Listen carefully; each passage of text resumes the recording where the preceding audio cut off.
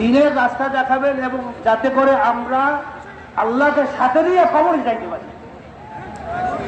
আমাদের সব সময় ইন্না সালাতি ওয়া নুসুকি ওয়া মাহইয়ায়া ওয়া মামাতি লিল্লাহি রাব্বিল আলামিন।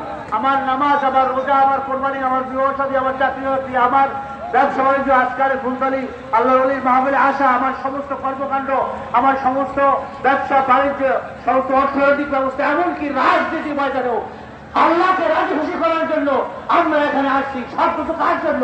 লিল্লাহি রাব্বিল আলামিন। কার জন্য? আল্লাহ। আমার প্রত্যেকটা কাজ কাকে রাজি খুশি করার জন্য? লিল্লাহি রাব্বিল আলামিন। এই নিয়তে সালেহ একমাত্র আল্লাহর জন্য। এই নিয়তে সালেহ সামনে দিয়ে চলে যায়, কেননা আমরা আল্লাহকে সাথে নিয়ে কবর যাচ্ছি। মৃত্যু আমরা প্রত্যেকে আসছি। এইটার উপরে দুইটা থিওরি আছে।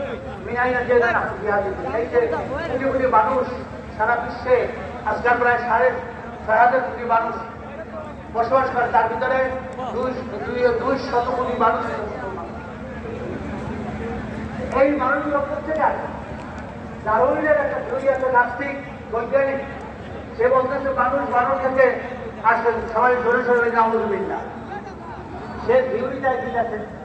সে বলতেছে যে সাগরে, যেমন বঙ্গোপসাগরে 24 আওয়ার 24 ঘন্টা ঢেউ হয় প্রাকৃতিক ভাবে আপনি আপনি, সেই ঢেউ থেকে আপনার সাদা সাদা ফেনার জন্ম হয়। সেই ফেনা থেকে আপনি আপনি অটোমেটিক ভাবে আপনার পোকামাকড়ের সৃষ্টি হয়েছে। সেই পোকামাকড় থেকে আপনি আপনি অটোমেটিক ভাবে প্রাকৃতিক ভাবে ব্যাঙের জন্ম হয়েছে, সৃষ্টি হয়েছে। সেই ব্যাঙ থেকে বানরের সৃষ্টি হয়েছে।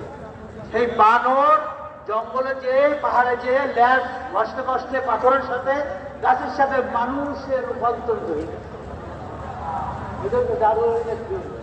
এই থিওরি মানার বহু লোক এদেশে শিক্ষিত নামের কলম